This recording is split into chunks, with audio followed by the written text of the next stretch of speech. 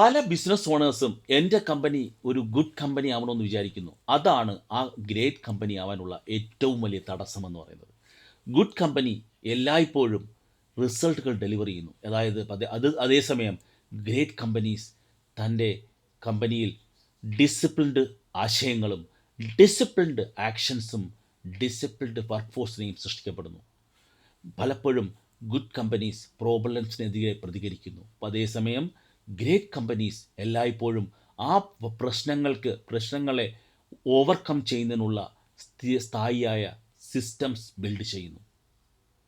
Good companies അതെല്ലായ്പ്പോഴും മോട്ടിവേഷനിൽ ആശ്രയിച്ചിരിക്കുന്നു. Great companies എപ്പോഴും run ചെയ്യുന്നത് അതിൻ്റെ പ്രോസസ്സിൽ വിശ്വസിച്ച് കോൺസിസ്റ്റൻ്റായി പ്രോസസ്സിനെ പിന്തുടരുന്നു.